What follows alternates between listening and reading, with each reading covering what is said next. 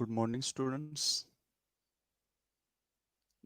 This is Professor Eknath Ahire, Department of Pharmaceutics from Divine College of Pharmacy, Satana. Students, in previous session, we had discussed regarding different factors affecting on absorption. So, in this present section, we are going to discuss about different types of mechanisms for transportation or transport of drugs into the systemic circulation or for the systemic circulation. Okay, so uh, after the absorption, the or during the absorption process, which type of mechanisms are involved there for the transportation of uh, different drugs? That mechanisms we are going to discuss today. So let's start the lecture.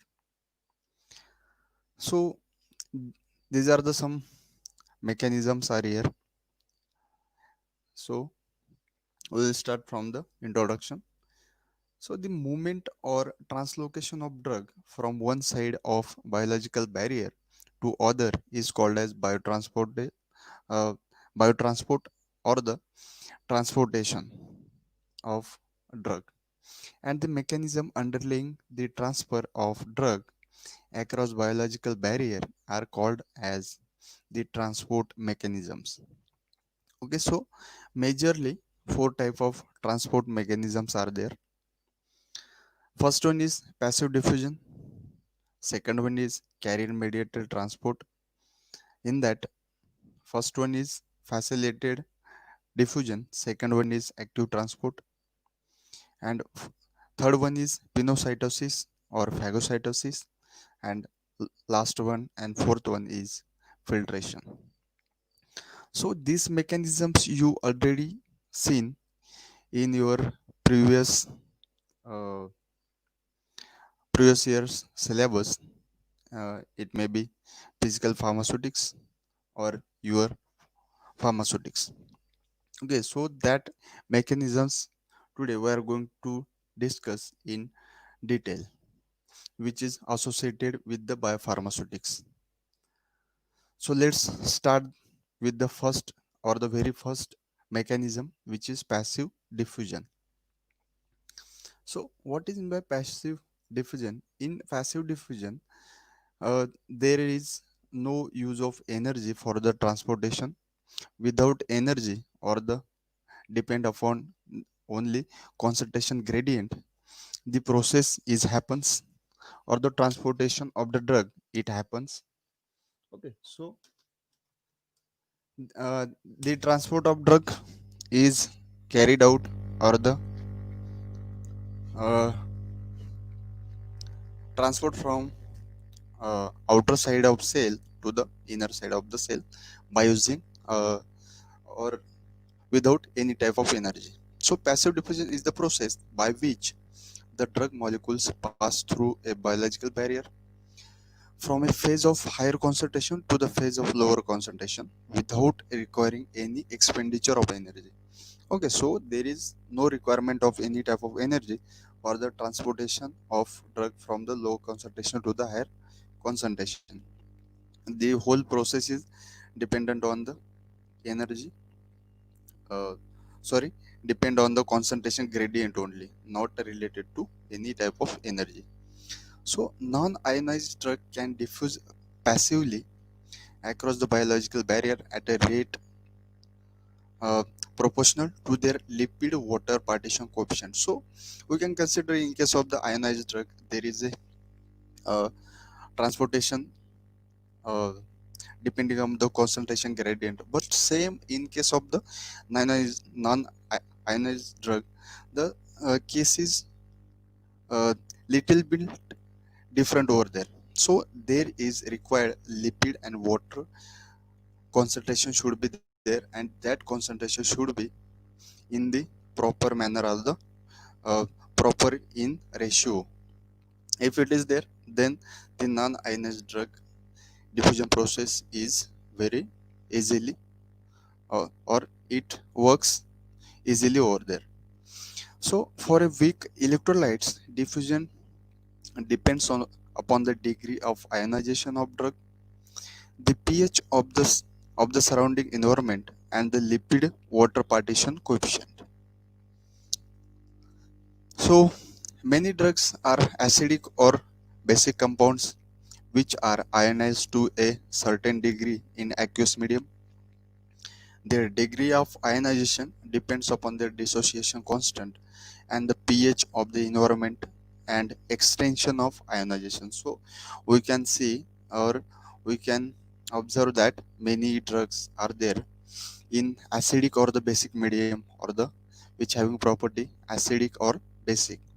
So this type of drugs require the degree of ionization process, or degree of ionization is required. If degree of ionization is more, then the absorption also uh, in absorption also happens in a greater manner as compared to other.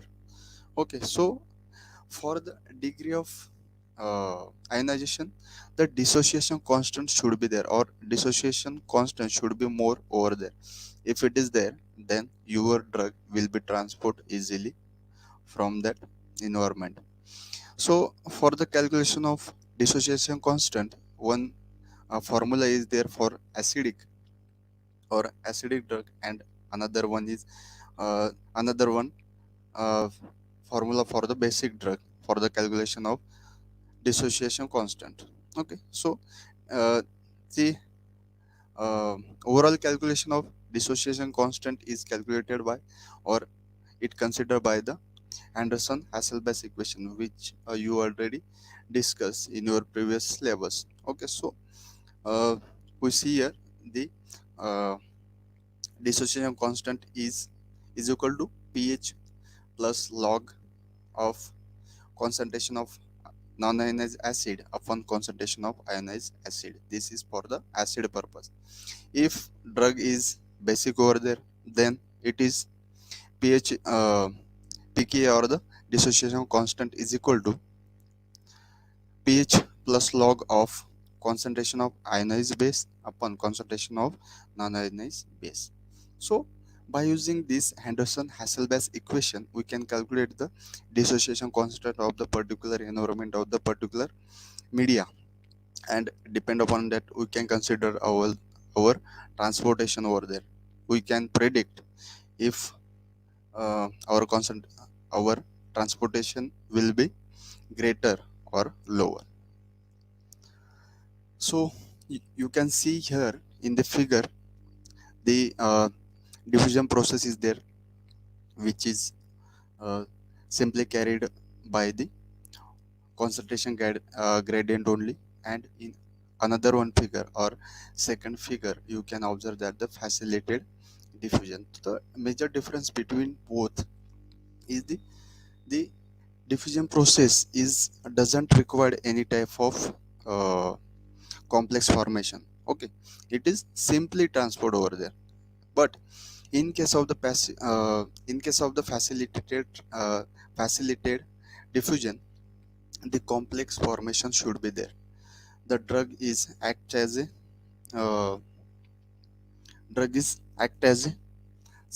act as a transport,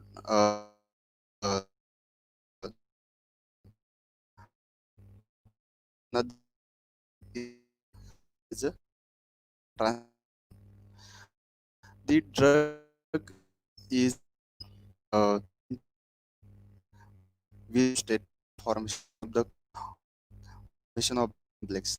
This complex is to the that that particular. So next one is carrier mediated transport. Okay, the name itself indicates that it requires carrier for the transport purpose. Okay, so polar compounds like sugar and amino acid and certain drugs of therapeutic interest cannot penetrate through the membrane by passive diffusion, but are moved by a carrier system present on the membrane surface. Okay, the carrier molecules are usually proteins which combines with a drug substrate and forms a complex. So carrier proteins are uh, or the carrier protein should be combined with the drug substrate, and that substrate forms a complex, and that complex transport your particular drug.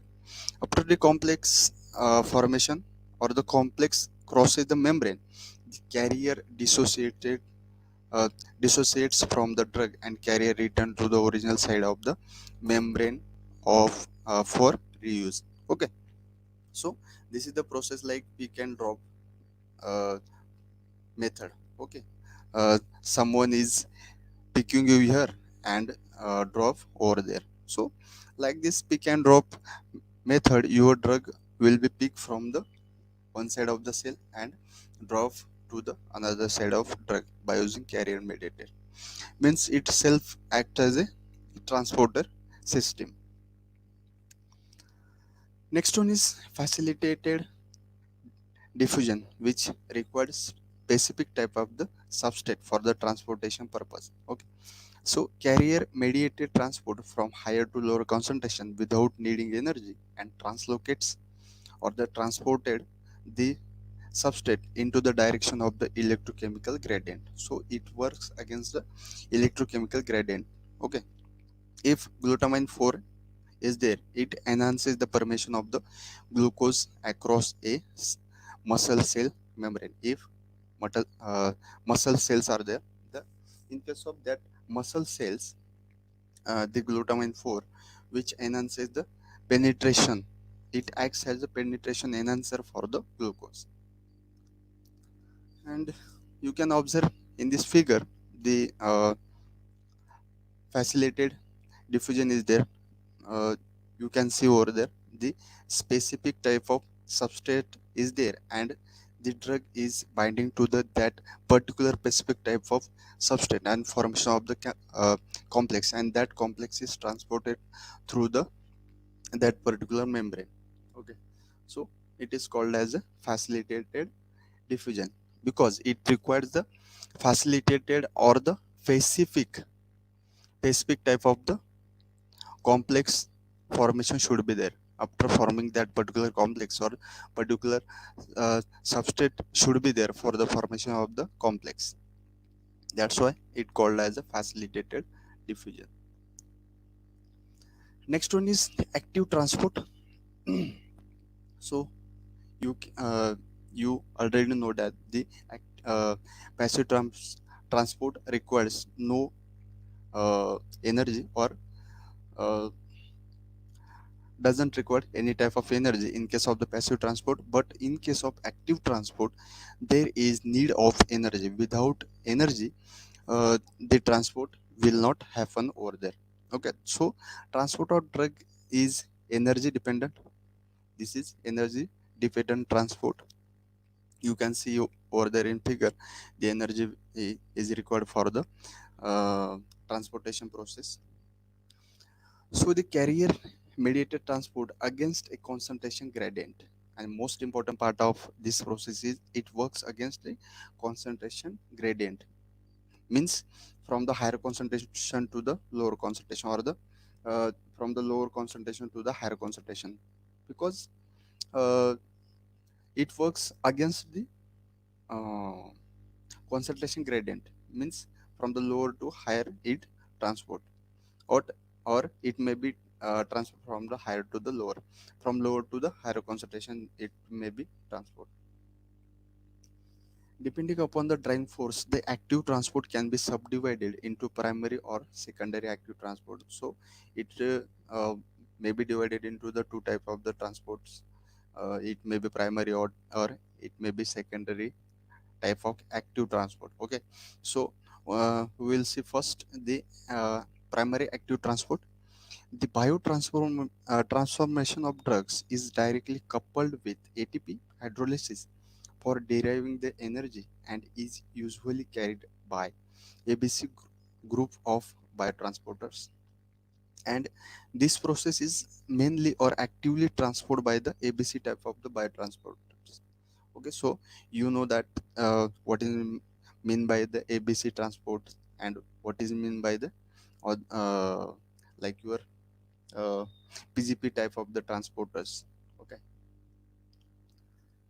so that was primary active transport, and next one is secondary active transport. One ion or the solute which may be which will be considered as the X supplies the driving force for the transport of other ion or solute which may be uh, considered as Y. Depending of the direction of flux from X to Y or the X and Y, the transport can be called either a symphoter or the antiporter. So two type of transporters are there. It may be symphoter or it may be antiporter.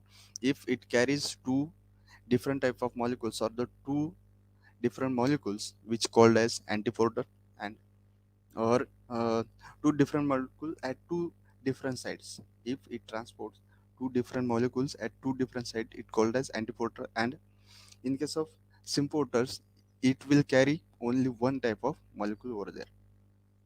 Okay, so um, symphotters transport X and Y in the same direction. For example, sodium, potassium, or calcium. Sorry, chloride. And in case of the antiporter, transport X and Y in the opposite direction.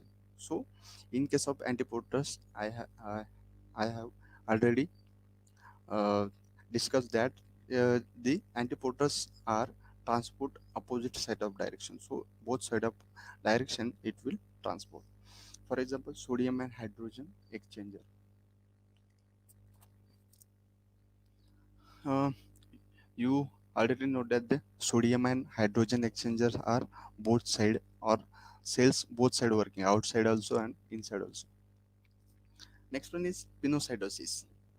So pinocytosis is the process where a cell drink or engulf a fluid or a drug in solution. For example, insulin crosses the blood brain barrier by using this process.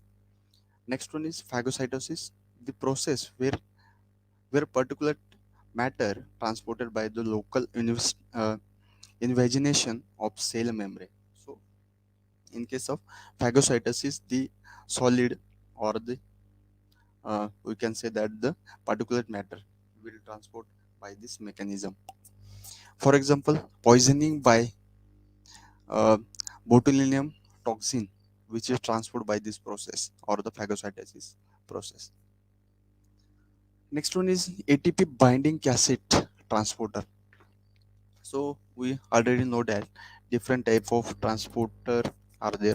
It may be ATP type of transport are there or ABC type of transport are there. So we have to see about ATP binding cassette transporters. Serves as channel to transport molecules across the cell membrane. It facilitates the transport of nutrients in the cells or export toxic products into the surrounding medium, which are essential for cellular homeostasis. So homeostasis means maintenance of the body at a steady level or the at a stable level. It called as a homeostasis. Cell growth, cell division, and bacterial immunity. Uh, Next one is hydrolyze ATP and use it to move molecules against the concentration gradient or transport substrate across the lipid membrane. The AB transport molecules such as ions, sugars, acids, vitamins, peptides, polysaccharides, hormones, lipids, etc. The ABC transporters are involved in diverse cellular processes such as maintenance of osmotic homeostasis, nutrient uptake, antigen processing, cell division, bacterial immunity, and pathogenesis. Like this, many type of or the different type of processes are controlled transport. Next is glycogen. Again, most and interest transport in or the body holds. The P-glycoprotein is called as the paralytic glycoprotein, and PGP is an ABC transporter of the MDR, which is also known as the uh, multi multi-drug resistance protein, or the TAP, or the TAP subfamily. TAP is called as the transporter absorption protein. Okay, so it comes under the ABC family, and it is also called as the MDR, or the multi-drug resistant protein, which is mostly occurs in the case of the um, anti-cancer drugs or the antibiotics. Okay, so it was first discovered in the Chinese hamster ovary cell mutants by the uh, Gilino Ariel and Ling Wei in 1976. So it was uh, discovered in 1970. Um, its functions, the uh, it having the functions, uh, pump out the substrate through the plasma membrane with the combination of hydrolysis of ATP. So it mostly pumps out from the inner side of the cell to the outer side of the cell. So it is works as a MDR, means multi-drug resistance, or the resistance protein. It uh, considers each and every molecule from the outer side as a uh, toxic in nature. Okay, so or it considered each and every molecule from the outer side is considered as a foreign body, and it efflux from the inner side to the outside. So if you having very well absorption over there, because of this p glycoprotein, your therapeutic index will be decreases. So clinical related, it is mostly related to the drug efflux protein. Biological aspect, activity, ATPase activity, substrate transport, it having wide specificity, activators and inhibitors in case of multi-drug resistance, uh, for the specific of chemotherapeutic agents or the drugs, for the anti-cancer drugs mostly. And then the expression and the function of the PGP, or the permeability glycoprotein. The expression and function of the PGP glycoprotein in various organs of the human body. You can see over here the PGP protein having the or the present in the different organ of the body. It it is present in the placenta, intestine, liver, lung, kidney, MDR tumor, means multi-drug resistant tumor, testis, brain, and spinal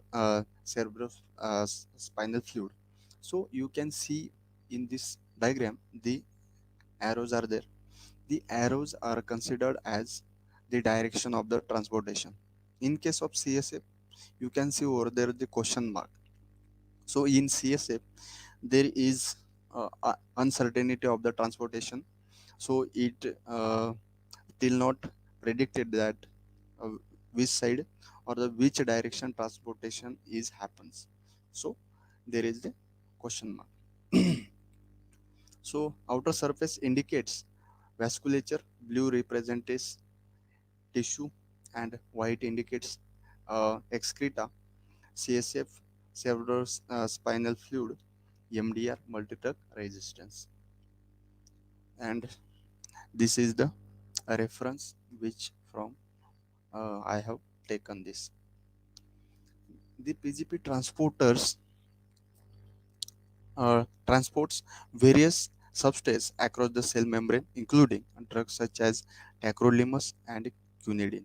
Chemotherapeutic agents such as etoposide and vinblastine are mostly transported by the process.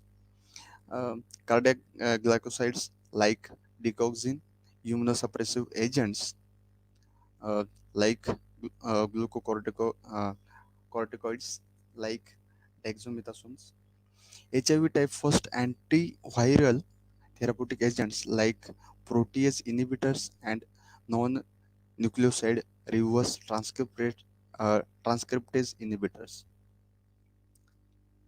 It is inhibited by many drugs such as, so this PGP type of glycoprotein is mostly inhibited by different type of therapeutic agent or the drugs. It may be inhibited by the azithromycin, captopril, clarithromycin, cyclosporin, then quinidine, quinine, rezapine, ritonavir, verapamil, and many more of the drug.